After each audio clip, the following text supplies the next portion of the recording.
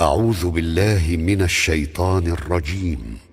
بسم الله الرحمن الرحيم.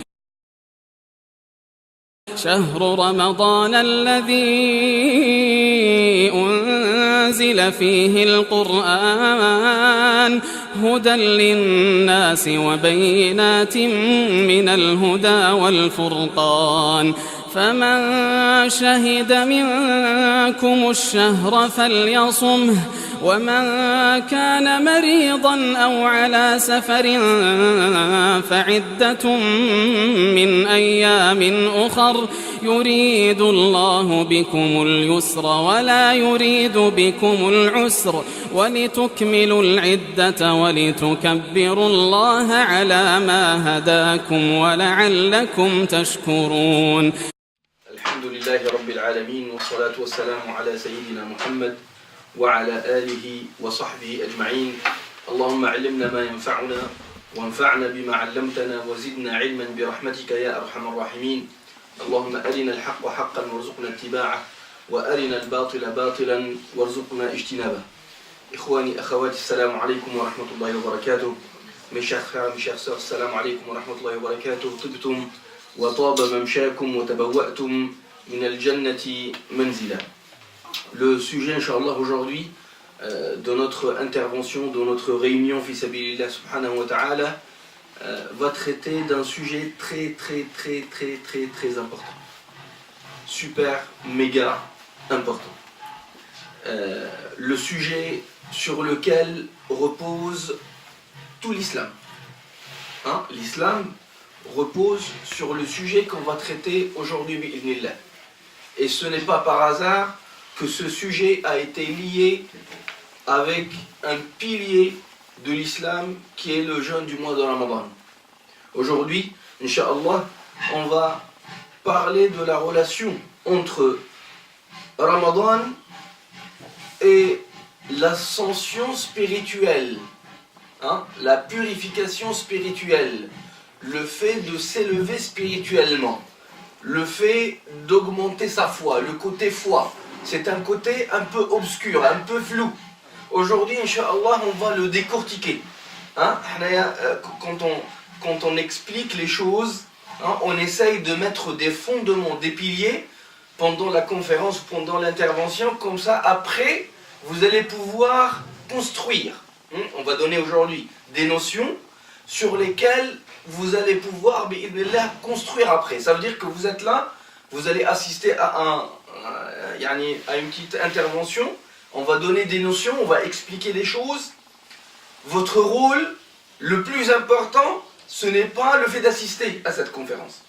Votre rôle le plus important, comment je vais mettre en œuvre ce que j'ai entendu dans l'intervention, dans ma vie de tous les jours, pour justement m'élever spirituellement, pour construire la foi dans mon cœur.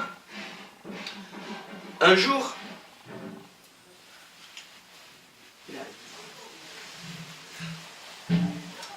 le prophète sallallahu alayhi wa sallam était assis avec les compagnons radiyallahu anhum. فدخل عليهم رجل. Il y en a un homme qui est rentré. يقول راوي الحديث وهو سيدنا عمر رضي الله عنه، يقول سيدنا عمر خرج علينا رجل شديد بياض الثياب شديد سواد الشعر لا يعرفه منا أحد ولا يرى عليه أثر السفر. On était assis autour du prophète sallallahu alayhi wa sallam et brusquement il y a un homme qui s'est sorti de nulle part, on ne sait pas d'où est-ce qu'il est sorti. Il avait les vêtements tout blancs, tout propres. Ça veut dire que ce n'est pas un voyageur. Avant, ils ne voyageaient pas en TGV. Ils voyageaient sur les dos de chameaux. Ils n'ont pas 50 vêtements pour les changer tous les jours. Non, ils ont un vêtement pour la vie. Donc c'est bizarre. Sayyidina Omar, il dit, c'est bizarre.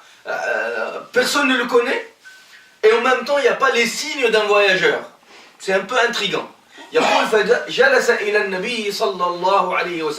Il est rentré, il s'est assis devant le prophète sallallahu alayhi wa sallam. Il a joint ses genoux aux genoux du prophète sallallahu alayhi wa sallam. hein, il a mis les paumes de ses mains hein, sur ses cuisses, comme on fait dans le tashahhud. وَوَضَعَ كَفَّيْهِ عَلَى فَخِذَيْهِ وَقَالَ يَا مُحَمَّدْ. Ô Muhammad, il a dit, ô Muhammad, qu'est-ce que c'est que l'islam? Mal islam. Vous connaissez le hadith certainement, hein, le professeur Salim il a répondu, Al-Islamu an tashhada an la ilaha illallah wa anna Muhammadan Rasulullah. وتقيم الصلاة وتؤتي الزكاة وتصوم رمضان وتحج البيت إن استطعت إليه سبيلا. Les 5 piliers de l'islam. قال صدقت. Attendez. Lui, il pose la question.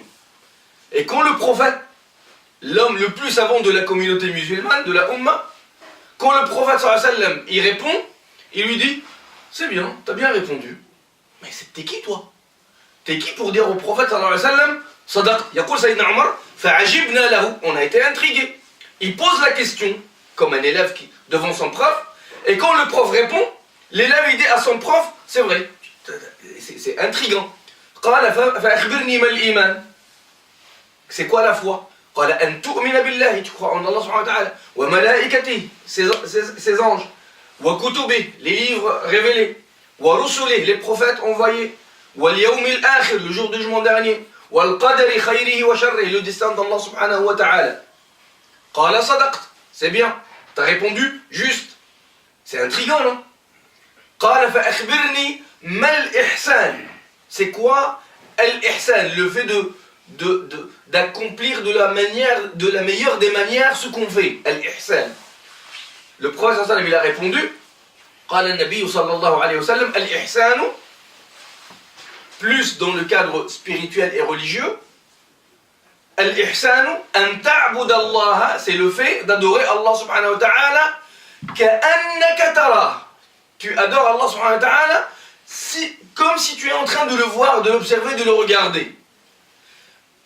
Fa in lam takun tarah, mais sache que si tu ne le vois pas, sache bien que lui il te voit. Hein? An ta'bud Allah, tu ressens la présence d'Allah subhanahu wa ta'ala. Tu fais la prière, tu fais l'aumône, tu fais ton travail, parce que dans notre, comme on a expliqué, tout ce que fait le musulman peut être adoration qui va l'amener, qui va le rapprocher, l'élever au paradis. Quand tu fais quelque chose, tu le fais comme si Allah te voit. Nous, quand le patron il est là, on fait bien le travail. Dès que le patron fait demi-tour, allez, bâclé. Non, tu fais la prière, tu dois imaginer que Allah subhanahu wa ta'ala, le Seigneur des cieux et de la terre, est en train de te voir. Ton Créateur est en train de te voir. Ça veut dire que tu vas l'accomplir de la meilleure des manières. Là, c'est l'islam. Globalement, c'est l'islam. Le monsieur qui pose les questions, t'as répondu juste. Puis il est parti. Le prophète sallallahu alayhi wa sallam, il a posé la question aux compagnons. Il leur a dit, est-ce que vous savez qui est-ce qui était en train de poser les questions? قالوا الله ورسوله أعلم. On ne sait pas. فقال النبي صلى الله عليه وسلم ذلك جبريل عليه السلام. ذلك جبريل جاءكم يعلمكم دينكم. C'est l'ange Gabriel. Vous savez, les anges se transforment. Ils prennent des formes d'êtres humains des fois pour enseigner. Justement, ça fait partie des moments où l'ange Gabriel s'est transformé sous forme d'un être humain. Il est venu pour poser les questions devant les compagnons.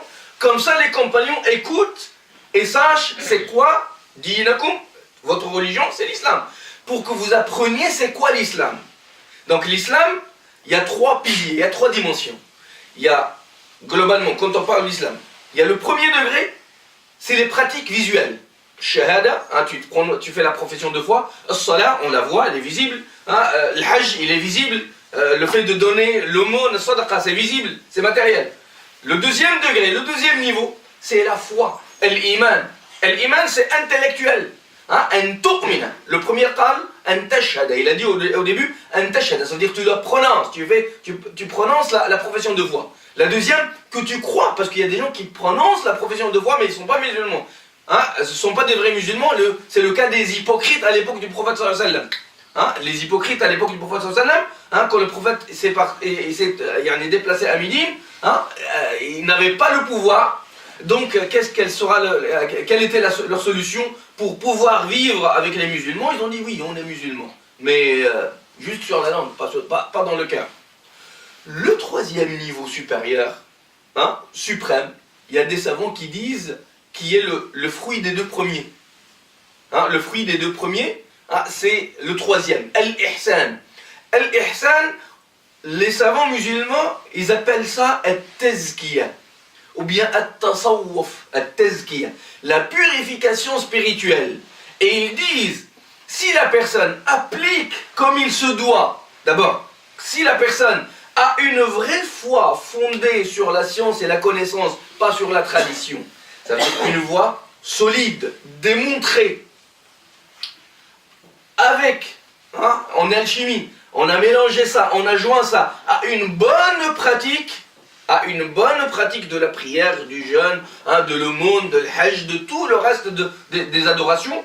Si je joins l'intellectuel avec ce qui est apparent, notre comportement visible, nos prières rituelles, l'alchimie entre les deux va créer le troisième niveau, qui sera l'évolution.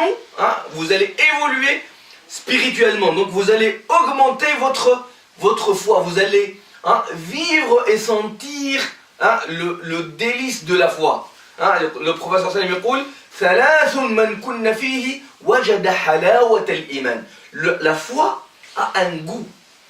La foi et l'iman, vous prenez un gâteau qui est fabriqué par un grand chef étoilé, vous allez le goûter une fois, vous n'allez pas oublier ça pendant toute votre vie. C'est délicieux, c'est un délice, mais c'est un délice, on le déguste d'une manière physiologique, c'est notre langue qui va déguster, ça va, etc.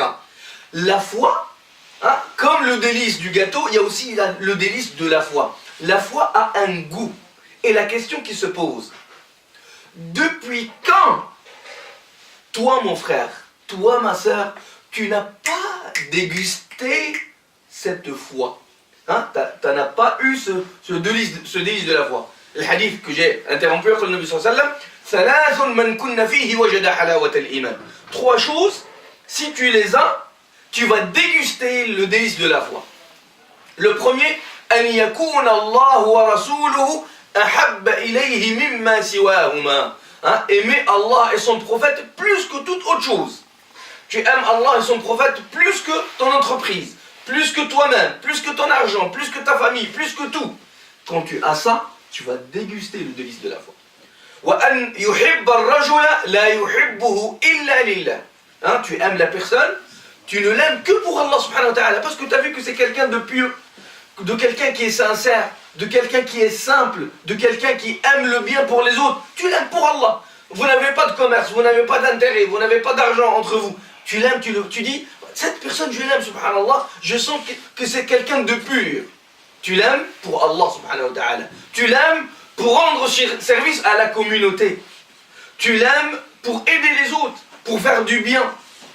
Tu l'aimes pour Allah subhanahu wa ta'ala. Et le troisième critère, وَأَنْ يَكْرَهَ أَنْ يَعُودَ فِي الْكُفْرِ. Tu n'aimes pas revenir dans l'égarement, l'ignorance, l'association à Allah subhanahu wa ta'ala, la mécréance, comme tu ne veux pas tomber en enfer, tomber dans le feu. وَأَنْ يَكْرَهَ أَنْ يَعُودَ فِي الْكُفْرِ بعد أن أنقذه الله منه كما يكره أن يلقى في النار. Est-ce qu'il y a quelqu'un qui aime être jeté dans le feu? Non, on n'aime pas ça. Eh bien, tu dois avoir aimer être loin de le kufr comme tu aimes être loin du feu. Globalement, si on revient au hadith, là il parle le prophète sallallahu alayhi wa sallam, ahabba kariha. Il aime, il déteste. On aime avec quoi? Avec nos yeux, on aime avec nos mains, on aime avec nos cœurs. Et c'est là le point. C'est qu'il y a trois dimensions chez tous les êtres humains. Mais nous, dans notre religion, elle se conforme à la physionomie de l'être humain, à la complexité de l'être humain, à la composition de l'être humain. Il y a trois niveaux. On appelle ça les trois dimensions, les trois pôles du fonctionnement humain. Il y a un pôle physiologique qu'on voit, le comportement. Il y a un pôle intellectuel, les idées, l'intellect, la réflexion, hein, le fait de réfléchir, de travailler, la science. Il y a un troisième niveau qui est les sentiments. J'aime, j'aime pas. Yuhib, la yuhib. Hein? Il aime le prophète, Allah plus que tout. Il aime, et il déteste être balancé dans le feu. Donc, l'islam, il est relié à ce qui est apparent, à ce qu'on fait. La foi, l'iman, il est lié à notre réflexion. On doit chercher, argumenter, hein, pour prouver pour nous, hein, que Allah subhanahu wa ta'ala, c'est Allah subhanahu wa ta'ala le créateur des cieux et de la terre, que le prophète est véritablement le prophète, le Coran est révélé par Allah, etc. Et aujourd'hui, notre cours va tourner par rapport à la foi. Comment comprendre le système de la foi? Hein, tazkiya.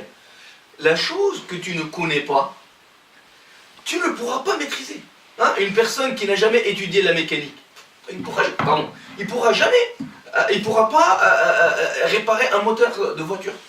Hein, c'est compliqué. Mais par contre, s'il l'étudie, il comprend son fonctionnement, ça sera rapide. Deuxième question que je vais vous poser. La première, c'était depuis quand vous n'avez pas senti le délice de la foi? La deuxième question, c'est que depuis quand vous jeûnez le mois de Ramadan? Hein? Depuis combien d'années on jeûne le mois de Ramadan? On jeûne le mois de Ramadan depuis... je rappelle qu'on est à la dernière semaine du mois de Sha'ban, hein, bientôt le mois de Ramadan, de quelques jours. Donc, on jeûne le mois de Ramadan depuis, je sais pas, 5 ans, 10 ans, 15 ans, 20 ans, 30 ans, 40 ans. Moi, personnellement, je jeûne le mois de Ramadan depuis plus de 30 ans. Depuis plus de 30 ans. Est-ce que ta foi augmente pendant le mois de Ramadan ou pas? Est-ce que tu sens le délice de la foi au moins pendant le mois de Ramadan ou pas? Rappelle-toi le mois de Ramadan dernier. Est-ce que tu as senti quelque chose? C'est frissant. Hein? C'est frissant. Ce manque. Hein? On a un manque des fois. On a hâte d'aller à la mosquée, écouter l'imam, faire des doigts. Est-ce que tu as hâte déjà d'atteindre le mois de Ramadan? Hein, les compagnons, comme on le sait, hein, ils demandent à Allah subhanahu wa ta'ala qu'il les fasse atteindre le mois de Ramadan avant 6 mois. 6 mois avant le mois de Ramadan, ils font des doigts. Allahumma ballighna Ramadan. Allahumma amin. Nous aussi. Qu'Allah subhanahu wa ta'ala nous donne, hein, ce cadeau d'atteindre le mois de Ramadan. Quand je dis la spiritualité est liée au cœur, est liée au sentiment. J'aime, j'aime pas. J'ai peur, c'est une émotion. J'ai hâte de faire la... Le prophète, qu'est-ce qu'il dit à Bilal, hein, pour faire la prière? Arihna biha ya Bilal. Apaise-nous avec la prière.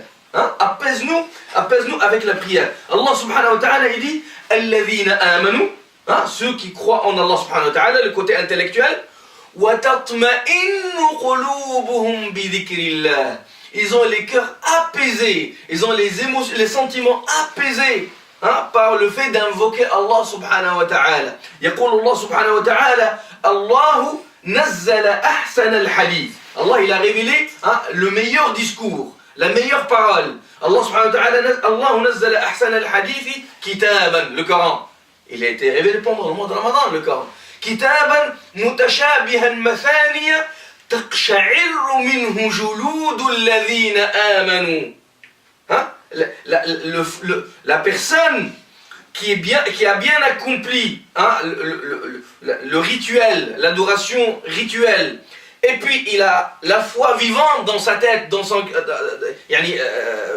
une foi éveillée, une foi vivante, cette personne-là, يقول آمنوا الله نزل أحسن الحديث كتابا متشابها مثانية تقشعر منه جلود الذين يخشون ربهم. Ceux qui craignent Allah, et là c'est encore le cœur, hein? La crainte, c'est une émotion, la crainte. Ceux qui craignent Allah subhanahu wa ta'ala, quand ils lisent le Coran, ils ont des frissons. Depuis quand t'as jamais eu de frisson quand tu as lu le Coran? On lit le Coran tous les jours, hein? Au moins la moindre des choses. Depuis quand? C'est pour vous dire que c'est une dimension de notre religion qui est oubliée. Hein? Tout le monde est d'accord pour aller faire la prière, pour jeûner Ramadan, pour aller au Hajj. C'est clair, tout le monde le voit. La foi, c'est encore moins, mais bon, quand même, on met le point sur la foi. Mais comment tu vis avec le Coran et avec la foi et avec l'adoration et avec Allah subhanahu wa ta'ala? Est-ce que tes émotions sont présentes pendant la prière? T'as ces frissons-là de temps en temps en moins. Tous on a ça de temps en temps. C'est un cadeau qui est fait d'Allah subhanahu wa ta'ala. Il y a des savants qui disent ça fait partie du délice du paradis de la vie d'ici-bas. Hein? La vie d'ici-bas, تعرفون يعني الإمام ابن تيمية رحمه الله شيخ ابن تيمية يقول أن في الدنيا جنة. Dans la vie d'ici-bas, il y a un paradis. Celui qui n'y accède pas à ce paradis de la vie d'ici-bas n'accédera pas au paradis de l'au-delà. Hein? C'est quoi ce paradis-là? قال جنة الأنس بالله. Hein? C'est le paradis de se sentir proche d'Allah subhanahu wa ta'ala, proximité d'Allah subhanahu wa ta'ala, sentir que Allah est présent dans ma vie, et il est là. Il m'écoute, il me voit, il m'aime, je l'aime. J'ai hâte de le rencontrer, j'ai hâte de faire la prière, comme a dit Arihna biha ya Bilal, il a dit le prophète sallallahu alayhi wa sallam. Hein? Je vis ma spiritualité, mon cœur est vivant. Hein? Le cœur, il y a quelque chose, je ne sais pas si vous voyez ce que je veux dire. Certainement, alhamdulillah, hadi ni'ma min ni'ma Allah subhanahu wa ta'ala. Chaque Ramadan, vu le travail spirituel, l'adoration, en général, hein, il y a une minorité qui a ça toute l'année. Il y a une autre minorité, dès le début du mois de Ramadan, ils commencent à sentir ça. Mais nous, nous sommes les musulmans ordinaires, Allah il nous donne ce délice, ce cadeau, déguster la foi, en général, les 10 derniers jours du mois de Ramadan. Après 20 jours de travail, Allah subhanahu wa ta'ala, de temps en temps, on sent les larmes qui tombent. Hein? On sent le cœur qui frémisse, qui bouge à l'intérieur. On ne sait pas pourquoi des fois. Hein? On ne sait pas pourquoi, mais il y a les paroles. Des fois, c'est encore le Fatiha. Le Fatiha qu'on a répété pendant toute l'année. Mais là, vu le travail spirituel, le jeûne, le Coran, l'invocation, etc., Allah subhanahu wa ta'ala, il fasse que notre cœur, hein, vous voyez une personne qui a fait un arrêt cardiaque, hein, il a fait un arrêt cardiaque, rien ne bouge. Et on lui fait le truc, l'électrochoc là, et on voit qu'il commence à bouger. Notre cœur comme ça, pendant les 10 derniers jours du mois de Ramadan, les 10 dernières nuits du mois de Ramadan, hein, avec l'électrochoc du mois de Ramadan, on commence à sentir des frissons. Des fois une petite larme, des fois un sentiment, une émotion. Hein, on sent la proximité d'Allah subhanahu wa ta'ala. Vous avez tous goûté à ça. Hein? Vous avez tous goûté à ça. Allah subhanahu wa ta'ala ne laisse pas son serviteur sans lui faire goûter le délice de la foi pour qu'il vienne. C'est comme le commerçant. Hein, le primeur, quand vous passez au marché, ils vendent des pastèques, ils vendent des melons, ils vendent des pommes, ils vendent des oranges. Bah, ils en prennent une orange. Ah, et il met les portions, hein, devant, comme ça tu vas goûter le délice de sa marchandise. La marchandise d'Allah subhanahu wa ta'ala, le délice qu'Allah subhanahu wa ta'ala veut qu'on goûte, c'est quoi? C'est la foi. Et c'est pour cela il y a le mois de Ramadan. Le mois de Ramadan, l'objectif ultime du mois de Ramadan, c'est titiller notre cœur, éveiller notre cœur, nous faire redéguster un peu le délice de la foi, pourvu qu'on s'y attache, qu'on s'y accroche pendant le reste de l'année. Pourquoi on fait c'est pas encore le mois de Ramadan. Mais on aimerait bien rentrer au mois de Ramadan en ayant compris la logique, le système, le fonctionnement. Pourquoi la pédagogie, si on veut dire. Hein? Pourquoi Allah subhanahu wa ta'ala nous a demandé de jeûner tout un mois? C'est pas de la torture. Tu jeûnes pendant, surtout les années qui ont précédé, hein, on a jeûné pendant le fin juillet, début août ou pendant tout le mois d'août, à 30 degrés, depuis 3h30 du matin jusqu'à le Maghreb. Il commence à reculer, mais c'était à 10h moins 10, 22h moins 10. Yani, on fait 18 heures de jeûne, près de 18 heures de jeûne. Yani, c'est pas de la torture ça. À la fin on est déglingué à la fin de la journée. Ça y est, hein, il ne reste plus rien. Pourquoi Allah il veut ça? On va le voir. On va voir parce qu'il y a tout un mécanisme qu'Allah subhanahu wa ta'ala veut remettre en marche. Donc là maintenant on connaît l'objectif. Pourquoi jeûner le mois de Ramadan? titiller notre cœur. Allah subhanahu wa ta'ala, qu'est-ce qu'il dit dans le Coran? Ya ayyuhalladhina amanu, ô vous les croyants, kutiba alaykumus siyam. Allah il vous a donné l'obligation de jeûner le mois de Ramadan. Il vous a ordonné de jeûner le mois de Ramadan. Ya ayyuhalladhina amanu, kutiba alaykumus siyam kama kutiba ala alladhina min qablikum. C'est la même formule que par rapport à ceux qui nous ont précédés, les juifs, les chrétiens, les autres religions. La'allakum, pourquoi l'objectif, le but, la'allakum tattaqoun. Pour ayez taqwa, on va la définir là. On va définir la taqwa, mais le mot qui va dire taqwa, qui va vouloir dire taqwa, c'est la crainte d'Allah subhanahu wa ta'ala. C'est pas le mot exact qu'on a en langue arabe. C'est la piété. C'est plus proche. La piété, c'est plus proche. On va dire, on va appeler taqwa la piété, le fait d'être pieux. Allah subhanahu wa ta'ala, il nous a ordonné de jeûner le mois de Ramadan pour être de plus en plus pieux, pour nous élever dans l'échelle de la piété. Ya ayyuhalladhina amanu, je répète le verset, kutiba alaykumus siyamu kama kutiba ala alladhina min qablikum la'allakum tattaqoun. Qu'est-ce qu'il dit le prophète sallallahu alayhi wa sallam? Il dit at-taqwa, la piété, elle est où? Elle est là? Non, at-taqwa hahuna, le cœur, les sentiments, les émotions.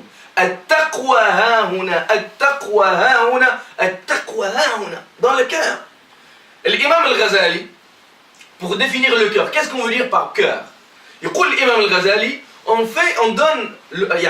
attribue le mot cœur, al-qalb, li-ma'nayn, pour deux choses qu'on appelle cœur. Le premier, c'est le muscle, qui pèse, je sais pas, 300, 450, 500 grammes, qui est au centre de la poitrine de l'être humain, qui pompe le sang. القلب نسمي القلب أو يطلق القلب على معنيين. المعنى الأول تلك المضغة، تلك العضلة في الجسد في الصدر qui pompe le sang. قال وليس ذلك المقصود. Le cœur, quand Allah il parle du cœur, il parle pas juste du muscle. Malgré qu'aujourd'hui on va voir que on a découvert qu'il y a des neurones un peu spécifiques dans le cœur. C'est un autre sujet, on ne va pas y rentrer. لكن هو l'imam al-Ghazali dit, imam Hujjat al-Islam al-Ghazali, al-Ghazali c'est pas n'importe qui. Il y en a un savant, il a dit, l'imam al-Ghazali لم يدرس علما إلا بلغ فيه القمة. N'a jamais étudié une discipline sans être au sommet de cette discipline, sans rester. Il n'a jamais étudié une discipline sans être le meilleur. وأصولي ويعني عالم في العقيدة وعالم في التزكية وإلى آخره. ما علينا. إذن il dit mais le sens du cœur dont on parle ici, معنى القلب هنا هو لطيفة ربانية. C'est une substance divine, spirituelle qui vient d'Allah subhanahu wa ta'ala qu'on ne connaît pas. القلب, le cœur de la chose, l'essence de la chose, l'essence de l'être humain, c'est ça. وهو المحاسب, cette substance, c'est elle qui va rendre compte devant Allah subhanahu wa ta'ala. وهو المجازى, c'est ça qui va être récompensé le jour du jugement dernier. Donc là on cherche le cœur, on va voir qu'est-ce qu'on veut dire exactement par cœur. Et aujourd'hui on veut dire par cœur les émotions, les sentiments. Comment faire? Vous avez certainement vécu l'expérience de lire, de réciter, d'adorer Allah subhanahu wa ta'ala mécaniquement, d'une manière machinale, aucun goût. Et vous avez senti aussi, comme j'ai dit tout à l'heure, Allah subhanahu wa ta'ala vous a donné certainement l'occasion d'adorer en ayant ces sentiments ou ces émotions. Ça n'a rien à voir. Une prière que tu fais avec un cœur vivant, un cœur qui ressent, elle n'est pas la même qu'une adoration que tu fais sans cœur. La alaqa. Elle est délicieuse. Tu t'aimerais bien continuer. Des fois, tu es derrière l'imam, tu aimerais bien... vu que tu es dans le mode spirituel, tu aimerais bien que l'imam n'arrête pas de lire. Et qu'il continue. Des fois, tu te prosternes, tu mets la tête dans... pour sujoud d'Allah subhanahu wa ta'ala, et tu fais des invocations, Allah subhanahu wa ta'ala, yaftah alayk, qui te donne des invocations, tu sens la proximité d'Allah subhanahu wa ta'ala, t'aimerais bien rester 2 heures ou 3 heures, sans lever la tête. Tu sens le délice de la foi. C'est ça, هذا هو الإيمان. وهذه حلاوة الإيمان. C'est ça le délice de la foi. Et c'est ça qui est le fruit de l'adoration. C'est ce qu'on cherche. Par le fait d'adorer et par le fait de croire en Allah subhanahu wa ta'ala, on cherche à nous approcher d'Allah subhanahu wa ta'ala, de nous élever spirituellement. Et c'est très très important. Toute la religion, elle cherche ça. Pardon. Oh là là. Pardon. Toute la religion, elle ne cherche que ça. Elle cherche que tu aies le cœur vivant avec Allah subhanahu wa ta'ala, avec l'adoration. Elle cherche, toutes les adorations, elle cherche à éveiller ton cœur. La prière, inna as-salata tanha, elle t'éloigne, la prière, elle t'éloigne. Elle te met dans un état d'éveil spirituel qu'elle t'éloigne des péchés. Inna as-salata tanha 'anil fahsha'i wal munkar. As-sawm la'allakum tattaqun. Vous jeûnez pour vous élever dans les degrés de la piété. Al-hajj litukabbirullaha 'ala ma hadakum, pour sentir le bienfait de la guidée d'Allah subhanahu wa ta'ala. Toutes les adorations, la substance qui cherche à la fin, c'est le cœur, c'est que ton cœur soit vivant. Quelle est la différence entre nous et les premiers compagnons? C'est le cœur. Ils font la prière comme nous. 5 prières par jour obligatoires. Ils lisent le même Coran comme nous. La différence, elle est où? La différence, elle est quand tu vois le compagnon en train de veiller pour garder les soldats musulmans avec le prophète sallallahu alayhi wa sallam, et qu'il y a un espion qui vient et qui tire une flèche et qui tombe dans l'épaule du compagnon. Ce compagnon-là était en train de réciter. Il a dit, le compagnon, je vais veiller, je vais garder les musulmans, je suis éveillé, donc je vais profiter pour faire quelques raka'at. Vous connaissez, vous savez que la meilleure prière qu'Allah subhanahu wa ta'ala plus, c'est la prière de la nuit, après bien sûr les obligations. Enfin, il a dit, je vais profiter de mon temps pour faire la prière. Enfin, l'autre, il lui lance une flèche, ça tombe dans son épaule. Il arrête sa prière? Non, il n'arrête pas, il continue.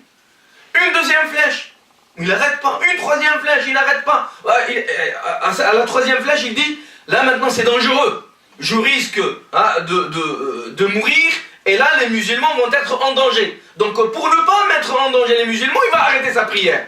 Mais il ne voulait pas l'arrêter. Enfin, il a réveillé le compagnon qui était avec lui, qui se sont partagés la nuit. Pourquoi tu ne m'as pas réveillé depuis la première flèche? Il lui a dit, j'étais en train de réciter une sourate de Coran. Je jure que la mort est préférable pour moi que d'arrêter ma lecture. قال والله إني كنت لا أقرأ سورة من القرآن لذهاب نفسي أحب إلي من أن أقطعها. Regardez combien cet amour, ce délice, il est en plein délice, en pleine euphorie, avec le Coran. Toujours, la dernière fois que vous avez passé 2 minutes à 100% avec Allah, en dégustant à 100% le délice de la foi, ça revient à quand? Ça date de quand? Depuis 5 ans, 10 ans, 15 ans, depuis 2 semaines, depuis 1 semaine, depuis hier soir, peut-être. Qu'Allah subhanahu wa ta'ala nous donne cette dégustation du délice de la foi. Allahumma amin. Donc, ce délice de la foi, comment ça se compose? Comment se fabrique? Est-ce qu'on peut fabriquer? Est-ce qu'on peut fabriquer est-ce qu'on peut construire notre spiritualité? Est-ce que c'est quelque chose de construisible? Si je peux me permettre.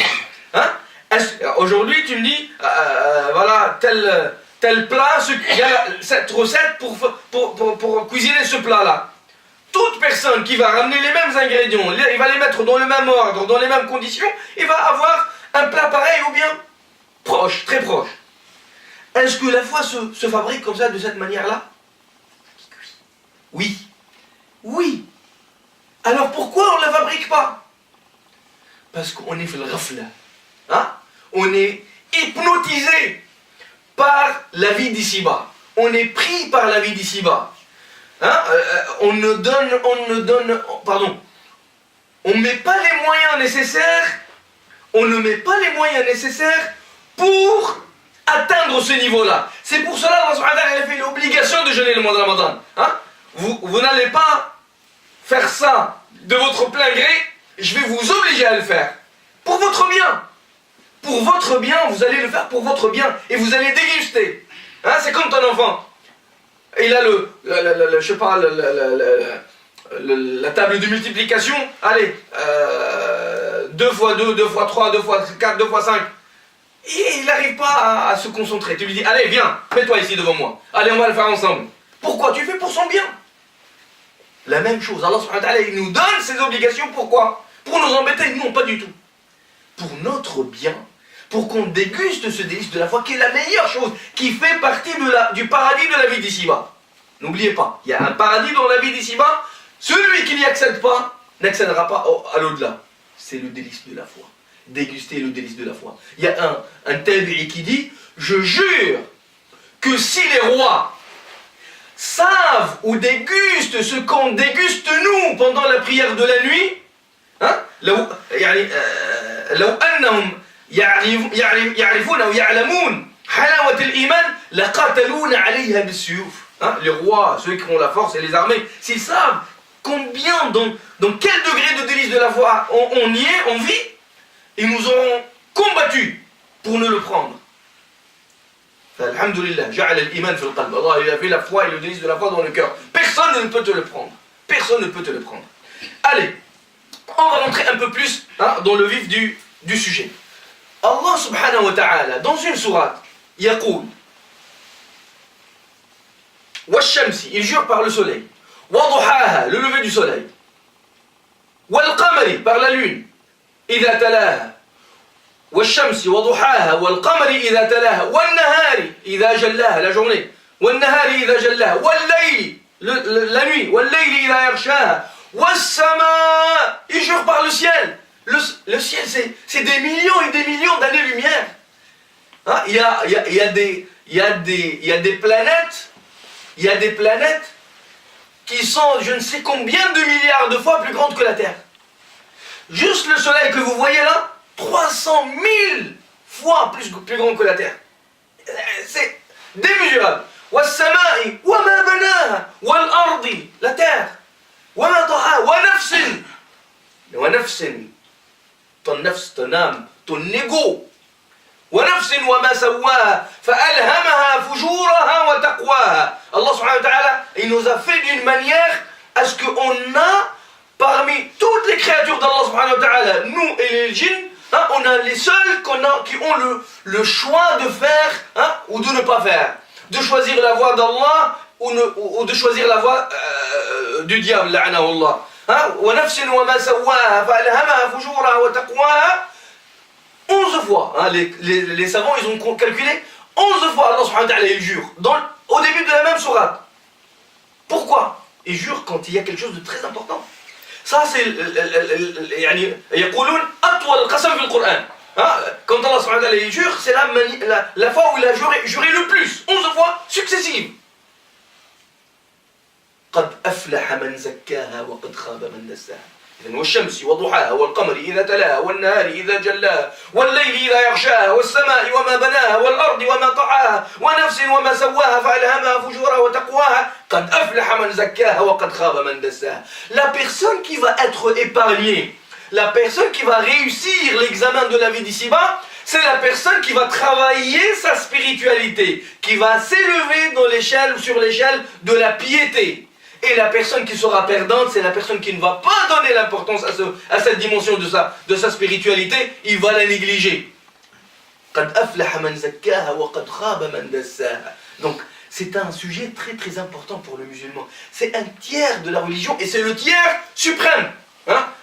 On a l'islam, la foi, la croyance, les deux ils vont nous donner al-ihsan, al-tazkiya, al-taqwa, la piété.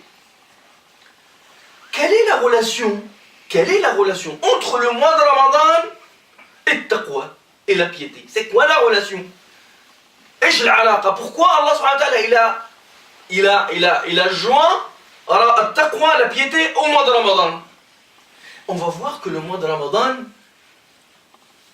il va travailler sur des dimensions qui vont nous aider à nous détacher de ce qui nous retient. Hein, on est retenu sur terre. On est composé de deux matières. L'être humain est composé de deux matières. Inni khaliqun basharan min salsalin min hama'in masnoun ou min tin. Inni khaliqun basharan min tin. فإذا سويته ونفخت فيه من روحي فقعوا له ساجدين. Allah subhanahu wa ta'ala, il nous a créé à partir de terre, et puis il nous a rajouté la deuxième substance, il nous a insufflé l'âme divine, ou le souffle divin. Enfin, on est composé de deux matières, de deux parties. La partie terrestre et la partie divine. La personne, le travail de l'être humain dans cette vie d'ici-bas, c'est le fait de se détacher le plus de ce qui est terrestre pour essayer de s'élever vers ce qui est divin. Ruh min Allah subhanahu wa ta'ala. Là, Ramadan, qu'est-ce qu'il va faire? Pendant le mois de Ramadan, mon frère, qu'est-ce que le corps là, le corps qui a la même composante que la terre. Il y a de la terre, il y a de l'eau, il y a du magnésium, il y a du fer, il y a du zinc, il y a du calcium, il y a tout à l'intérieur. Dans mon corps, il y a tout. Tout ça, on le trouve dans la terre. Ok? Tout ça se trouve dans la terre. Tout ce dont on a besoin, ça vient de la terre. On a besoin, parmi nos besoins, pour avoir ces composantes-là, comment subvenir à ces besoins? On va manger, on a besoin de manger. Quand tu manges, tu vas manger des lentilles, il y a du fer, tu vas boire du lait, il y a du calcium, etc. Je ne vais pas rentrer dans les détails. Tu vas boire de l'eau parce que tu as besoin. Tu vas respirer parce que tu as besoin. Ramadan, qu'est-ce qu'il va venir faire? Ramadan, il va œuvrer sur la partie besoin. La partie besoin. On a des besoins. La voiture, aujourd'hui c'est un besoin, mais c'est pas un besoin vital. Sans voiture, tu peux vivre 99 ans, sans problème. Ok? Mais ne pas manger, peut-être tu vas tenir 2 semaines, 3 semaines, mais à la fin, ça sera la mort. Boire, c'est encore moins. 3, 4 jours, 5 jours, et ça y est, c'est fini. Allah subhanahu wa ta'ala, pendant le mois de Ramadan, il va nous entraîner à maîtriser ce qu'on croit qui n'est pas maîtrisable. Nos besoins, on n'a pas plus besoin que de boire et de manger. Et bien Allah subhanahu wa ta'ala, pendant le mois de Ramadan, qu'est-ce qu'il va faire? Il va t'obliger à t'abstenir pendant un moment de ne pas boire et de ne pas manger pour donner de l'espace, à ton âme, au souffle d'Allah subhanahu wa ta'ala de s'expanser, de prendre de la place. Pour grandir, parce que pendant toute l'année, on le renferme. Allah, regardez ce que dit l'imam Ali radiyallahu anhu, et vous allez voir que tout a lien avec Ramadan. Il définit la piété. C'est quoi la piété? On lui a posé la question. قال التقوى هي الخوف من الجليل. Craindre Allah subhanahu wa ta'ala. وَالْعَمَلُ بِالتَّنْزِيلِ. Pratiquer, respecter les ordres d'Allah subhanahu wa ta'ala. الْخَوْفُ مِنَ الْجَلِيلِ وَالْعَمَلُ بِالتَّنْزِيلِ وَالرِّضَى بِالْقَلِيلِ. Accepter de vivre avec peu, qui est Ramadan. Vivre avec peu. وَالْإِسْتِعْدَادُ لِيَوْمِ الرَّحِيلِ. Se préparer pour aller à l'au-delà. Se préparer pour mourir en fin du compte. Wal-istidad, prépare-toi au jour où tu vas quitter cette vie d'ici-bas. On va voir comment ces 4 éléments-là, l'imam Ali ne les a pas ramenés de sa tête. Il a médité, il a réfléchi, il s'est posé la question, il a étudié la question. La première, al-khawfu min al-jalil, craindre Allah subhanahu wa ta'ala. Quelle est la relation entre la crainte d'Allah subhanahu wa ta'ala et Ramadan? Eh bien, Ramadan développe cette dimension de sentir en permanence l'observation d'Allah subhanahu wa ta'ala. Sentir en permanence l'observation d'Allah subhanahu wa ta'ala. Comment ça se passe pendant le mois de Ramadan? Et je vous donne l'exemple le plus bête, le plus simple. Vous êtes dans la cuisine, votre femme elle est dans la cuisine, elle est en train de préparer le dîner. Est-ce qu'elle peut se permettre, elle a le frigo, c'est 17h, encore 4 heures de jeûne, elle est fatiguée, elle a soif, il fait chaud, elle est toute seule dans la cuisine, est-ce qu'elle peut se permettre d'ouvrir le frigo et de prendre une petite bouteille d'eau fraîche, hein, et de boire sans que personne ne la voie? Elle ne le fera pas. Pourquoi? Elle est toute seule. De l'eau fraîche. Elle a besoin. C'est son besoin de boire. Ce sont les vrais besoins de l'être humain. Mais elle ne le fait pas. Pourquoi? Parce qu'elle ressent l'observation d'Allah subhanahu wa ta'ala. Elle sait que même si son mari n'est pas là, ses enfants ne sont pas là, ses soeurs ou son frère n'est pas là, il y a Allah qui est là. Il y a Allah qui la voit. Toi, quand tu fais tes ablutions pendant le mois de Ramadan pour Salat al-Dhuhr ou la Salat al-Asr, hein, tu fais les mains, la bouche, et tu dis, ah, attention, peut-être qu'il va y avoir une goutte qui va passer entre mes lèvres. Allez, je vais m'essuyer un peu la bouche avant même de continuer à mes ablutions. De crainte qu'une goutte passe de travers, hein, malgré toi, dans ta bouche ou dans ta gorge. Pourquoi? Parce que tu sens que Allah il te voit. Tu peux prendre ta voiture, ah, tu es ici à Bondy, ah, tu descends à Paris, et tu fais ce que tu veux. Les pâtisseries, les sandwichs, personne ne te voit. Mais tu sens que Allah il est avec toi. Tu le sens à l'intérieur. C'est ce que veut Allah subhanahu wa ta'ala par le mois de Ramadan, nous faire éveiller à l'intérieur de nous. Al-khawfu min al-jalil. Donc, la première chose. Wal-amalu bit-tanzil. Hein? Le mois de Ramadan, pendant le mois de Ramadan, on respecte à la lettre les ordres d'Allah subhanahu wa ta'ala. 30 secondes avant l'adhan, tu n'as pas le droit de mettre une date, une goutte d'eau dans ta bouche. Et tu ne le fais pas parce que tu respectes Allah subhanahu wa ta'ala. Tu respectes la législation, l'ordre d'Allah subhanahu wa ta'ala. C'est de l'armée, hein, c'est vraiment des ordres. Et on les fait tout seul. On n'a pas besoin de policiers derrière nous. Al-amal bit-tanzil. Comme tu respectes le jeûne, tu vas respecter aussi les autres ordres d'Allah subhanahu wa ta'ala. Je vais essayer de faire vite parce que le temps il passe vraiment très très vite. Al-amal bit-tanzil. La crainte d'Allah, al-khawfu min al-jalil. Wal-amal bit-tanzil, tu respectes à la lettre les ordres d'Allah subhanahu wa ta'ala. Wal-rida bil-qalil. Accepter de vivre avec peu. Dans notre tête, dans notre logique animale, la partie animale de l'être humain, il a peur d'abord de perdre ses besoins, de ne pas avoir à subvenir à ses besoins. On a peur de ne pas trouver à manger, de ne pas trouver d'ailleurs les Arabes, ils appellent le pain, ils appellent ça al-ish, la vie. Hein? Le pain, ils appellent ça la vie. Parce que c'est la vie. Hein? Manger, c'est la vie. Boire, c'est la vie. Ok?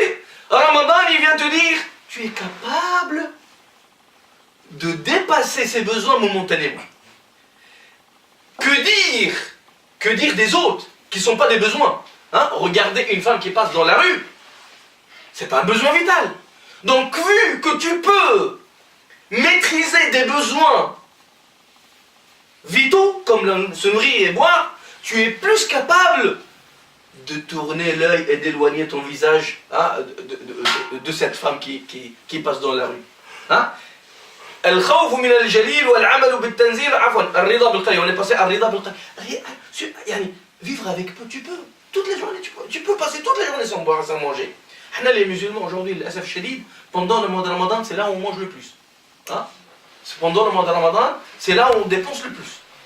Et on a déjà des courses spéciales à Ramadan, avant le mois de Ramadan. Hein?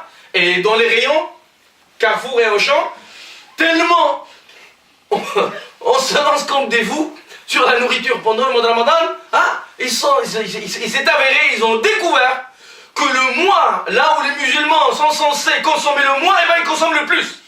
Et c'est ça, l'adoration qui marche sur la tête. C'est pour cela qu'on ne déguste pas le délice de la foi. Hein? C'est ça. C'est parce que le mois de Ramadan, là où on est censé maîtriser le plus nos besoins, c'est le mois là où on rentre à tort et à travers. Hein? Pourquoi? Parce que juste ce qu'on est en train de faire, ça n'a pas été fait. On ne comprend pas. On croit que Ramadan, les journées de Ramadan, ce sont des journées de privation. Je je suis menotté, je suis privé malgré moi. C'est Allah qui me retient et je ne mange pas parce que vraiment la menace est grande. Mais la nuit de Ramadan, c'est la nuit de défoulement. Et dès que l'imam, le mu'adhin, dit Allahu Akbar, je vais me lâcher sur la table. Et ben les dates, le lait, le ban, le shorba, tout à la base. Et je vais me retrouver après le mois de Ramadan, hein, je pesais 70 kilos, hein, je me retrouve après Ramadan avec 78 kilos. Hein, j'en ai augmenté de 8 kilos. 8 kilos pendant le mois de Ramadan, ou 10 kilos même. Hein, 3 kilos, 1 kilo tous les 3 jours. Hein, il augmente, il y a plus qu'un bovin. Hein, il prend du poids hein, plus rapidement qu'un. C'est pas ça, c'est pas ça Ramadan. On fait cette petite intervention pour éveiller nos consciences. Comment je vais vivre à Ramadan? Comment je vais le vivre? Est-ce que manger, défouler, se défouler sur la nourriture, c'est ça? Ramadan, non, c'est pas ça. Ramadan, c'est le contraire. À Ramadan, tu dois dépenser moins. Hein? Pendant Ramadan, tu dois cuisiner moins. Ta femme doit passer moins de temps dans la cuisine. Les après-midi du mois de Ramadan, ce ne sont pas des moments de cuisine, ce sont des moments de spiritualité, de dua. C'est là où ton corps... ton âme est plus relâchée, plus libre, vu que tu as maîtrisé ton corps. Donc, changeons cette manière. Hein? Changeons cette manière de vivre le mois de Ramadan. Accepte le peu. Aujourd'hui, les sociétés musulmanes, elles sont crevées. Pourquoi? Économiquement. Parce qu'ils importent. Ils importent des choses dont ils n'ont pas besoin. Il y a des promotions, on achète, si on a besoin, on n'a pas besoin. Non, c'est pas ça le mois de Ramadan. Le mois de Ramadan, tu vis avec le strict minimum. Hein, les compagnons, ils ont atteint la Chine, ils ont atteint l'Europe avec quelques dates par jour. 3, 4, 5 dates par jour. Avec quelques gorgées d'eau. C'est ça. Hein? Donc, Ar-Rida, accepter le peu, accepter de vivre avec peu. Et puis, en fin du compte, Al-Isti'dad li yawm ar-rahim. Se préparer à quitter cette vie d'ici-bas. Ramadan, hein? Il te met en lien direct avec l'au-delà. Ton cœur là que tu es en train de nourrir, il va disparaître. Je sais pas, dans 20 ans, dans 30 ans, dans 40 ans, il va disparaître. Donc ce qui va rester, c'est l'âme, c'est le ruh qu'Allah a insoufflé. Et bien, si tu vas travailler bien cette dimension spirituelle, le jour de ta mort sera le jour de ta fête. Le jour de ton décès, tu vas applaudir si tu vas pouvoir le faire.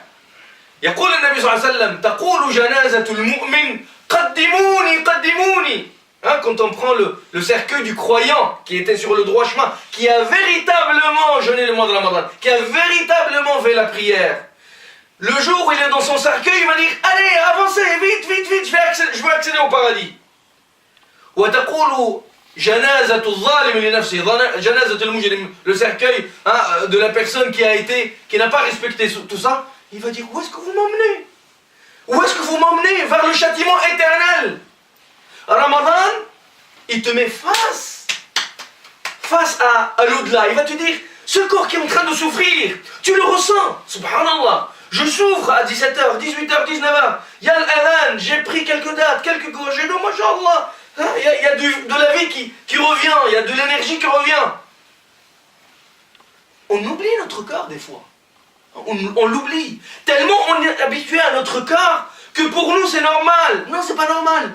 C'est juste un passage. Tu es là, dans ton corps, momentanément, tu vas le laisser, il vient de terre, il va revenir à la terre. منها خلقناكم وفيها نعيدكم ومنها نخرجكم تارة أخرى. Vous allez revenir. Il va y avoir que l'âme qui va rester. Et ce qu'elle a fait de bien et de mal, c'est ça qui va être jugé. C'est ça qui va être jugé.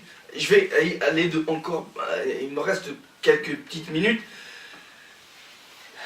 Donc, wal-isti'dad li yawm ar-rahil, ça veut dire pendant le mois de Ramadan, je fais mes comptes avec Allah subhanahu wa ta'ala. On a des évaluations journalières avec Allah, des évaluations hebdomadaires et des évaluations annuelles. Hein? L'enfant, quand ils rentrent le soir, ils ont fait l'exercice d'aujourd'hui, voilà la note d'aujourd'hui. À la fin de la semaine, la maîtresse lui écrit un petit mot par rapport aux exercices qu'il a fait. À la fin de l'année, on a le bulletin. Exactement ce qui se passe pour l'être humain, pour le musulman.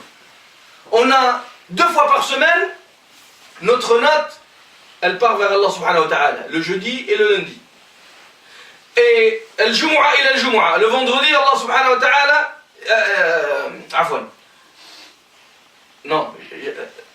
pendant la journée, d'abord, avant le jeudi et le lundi. Pendant la journée, يقول النبي صلى الله عليه وسلم يتعاقب فيكم ملائكة بالليل وملائكة بالنهار.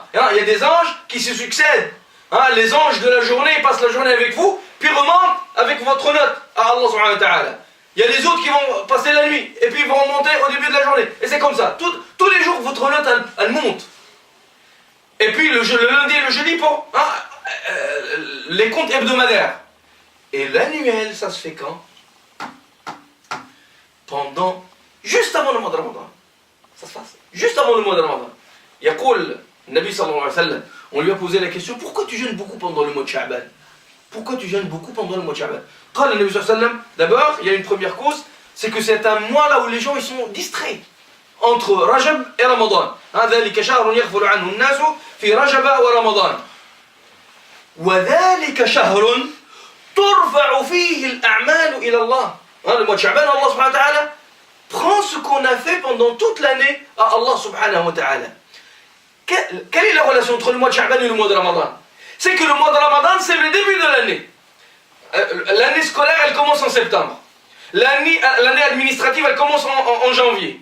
L'année spirituelle, elle commence vers Ramadan. L'année spirituelle, elle commence. Là, on va charger les batteries pendant le mois de Ramadan. On va charger la batterie spirituelle, on va charger notre cœur. Après, on va avoir besoin de appliquer ce qu'on a appris pendant le mois de Ramadan. Est-ce que ta foi a augmenté pendant le mois de Ramadan? Alhamdulillah, tu as lu beaucoup de Coran, tu as fait beaucoup d'exercices. D'ailleurs, la spiritualité, tout à l'heure, j'ai dit que ça se fabrique. Ça se fabrique comment? Comment je fabrique la spiritualité? D'abord, j'accomplis bien mes adorations. Deuxièmement, j'ai une foi solide, comme on a vu tout au début. C'est pour juste vous donner un exemple d'une personne qui a vraiment atteint un sommet vraiment très important spirituellement. Le prophète sallallahu alayhi wa sallam, un jour, il est sorti à Médine, il a rencontré un compagnon. Le prophète cherche toujours à savoir des nouvelles de ses compagnons. قال كيف أصبحت يا حارثة? Oh toi Haritha, comment tu es ce matin? فقال حارثة رضي الله عنه يا رسول الله أصبحت مؤمنا حقا. Aujourd'hui, je suis un véritable croyant. Je suis véritablement croyant. Je suis 100% croyant. Waouh! Est-ce que l'un d'entre nous, aujourd'hui, maintenant, ose dire « Je suis aujourd'hui musulman, croyant à 100%? » Ça m'étonne. Cette énergie qu'il a eue, ça vient de quoi? C'est la question que va poser le prophète. Le prophète lui a posé la question, il lui a dit toute parole a une vérité.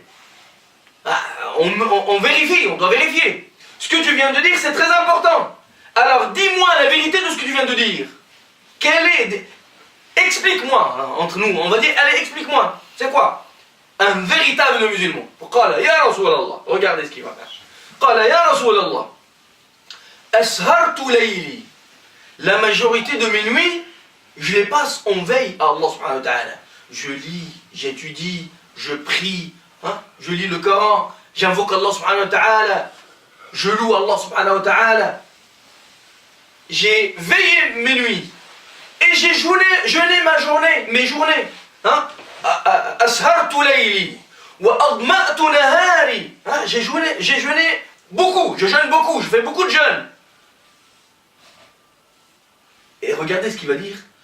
Hatta لكأني أرى عرش ربي بارزا.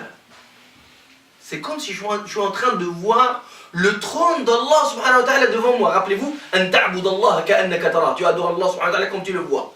Il dit, c'est comme si je suis en train, tellement j'ai pratiqué hein, avec compréhension. Hein, les deux, la pratique et la compréhension. On a dit foi et pratique.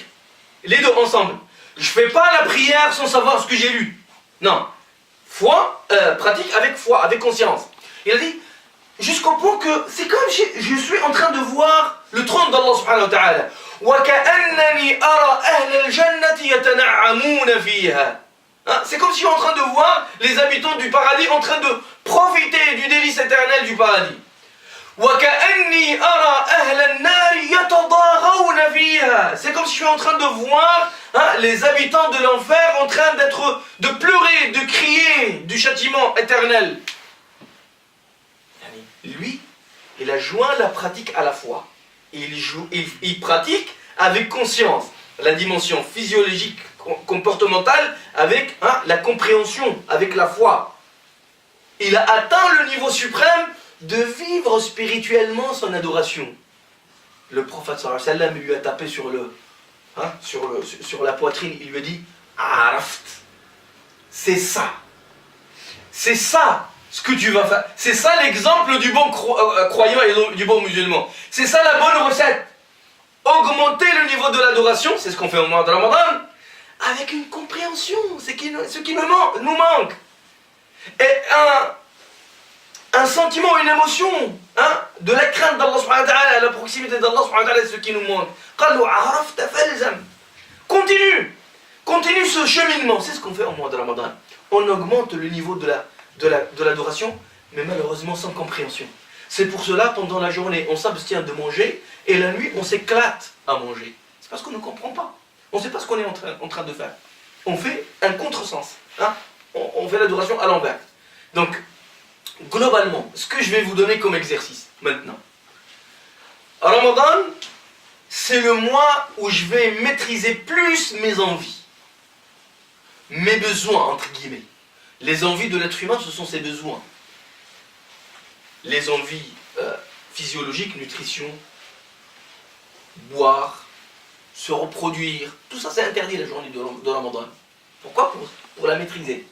Donc tu donnes accès plus à ton âme pour se répandre et pour évoluer.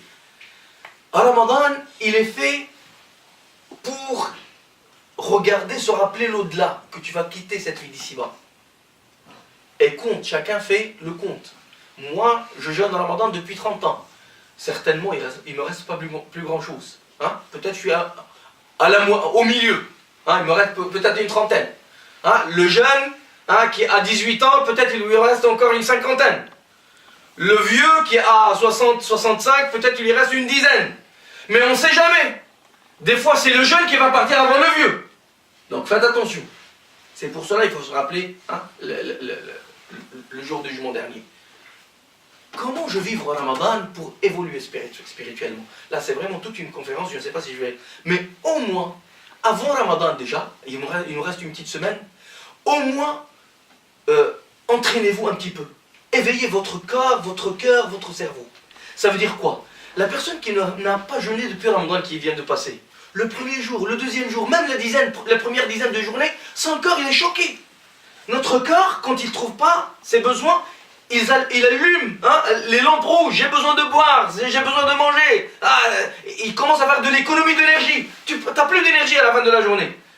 Et là, après une dizaine de jours, tu commences à t'habituer. À Ramadan, déjà un tiers il est parti. Il y a ton cerveau, ta croyance, ta foi qui va être réveillée la deuxième dizaine de jours de Ramadan qui est parti. Tu vas te réveiller trop tard. La 27e soirée ou bien le 25e jour. Et là, bientôt, dans 3 jours, le moment où de puiser dans la foi, on va te dire c'est bientôt l'Eid, après-demain l'Eid, ça y est, fini Ramadan. Et t'as pas bien chargé ta batterie. Et c'est pour cela, juste après Ramadan, tu vas échouer. Tu vas revenir au péché, tu vas revenir aux bêtises. C'est parce que ton cœur n'a pas bien chargé. C'est comme ton téléphone. Si tu le mets juste 2 minutes, il ne va pas charger. Il a besoin de 5 heures, 6 heures, 7 heures. Donc avant Ramadan, on va éveiller notre corps et notre cœur. On va faire quelques rak'at après Salat al-Isha. On va consacrer quelques temps pour le Coran. On va faire 2 ou 3 jours. C'est très déconseillé de jeûner. Il y a des savants même qui disent qu'ils sont interdits les 2 derniers jours de Ramadan. Hein, pourquoi de Sha'ban, hein, les 2 derniers jours de Sha'ban, on ne jeûne pas pour que ça se mélange pas avec le mois de Ramadan. Donc, mais là, il nous reste quelques jours encore. Donc faites une journée, 2 jours, 3 jours. Commencez à éveiller votre corps. Éveillez votre cœur. Rappelez-vous les bienfaits d'Allah subhanahu wa ta'ala. Rappelez-vous la mort. Hein, on va mourir. Tous. Innaka mayyitun wa innahum mayyitun. Et on ne sait pas, le vieux ou le jeune, ou le moins jeune qui va partir le premier. Tous les jours, il y a des jeunes et des moins jeunes qui partent. On ne sait pas. Donc prépare-toi. Et éveille ta connaissance. Lis, écoute des vidéos sur Ramadan. La philosophie de Ramadan, la logique de Ramadan, comment Ramadan il m'aide à évoluer, à couper les liens avec la terre, avec le corps, pour se préparer à aller à l'au-delà. Deuxième chose, Ramadan, comment tu vas le vivre? Comme Ramadan qui vient de passer? Tu vas bouffer de la même manière? Tu vas consommer de la même manière? Si ça ne change pas, ça n'a pas grand mérite. Après Ramadan, tu vas... Ça a besoin de réflexion. J'ai plus le temps malheureusement. Peut-être pendant le mois de Ramadan, on va revenir à ça. Inch'Allah, on essaye de revenir à ça pendant le mois de Ramadan. Allahumma allimna ma yanfa'una wanfa'na bima 'allamtana. Aqulu qawli hadha wa astaghfirullah li wa lakum fastaghfiruhu innahu huwal ghafurur rahim. Subhana rabbika rabbil 'izzati amma yasifun. Wa salamun 'alal mursalin walhamdulillahi rabbil 'alamin.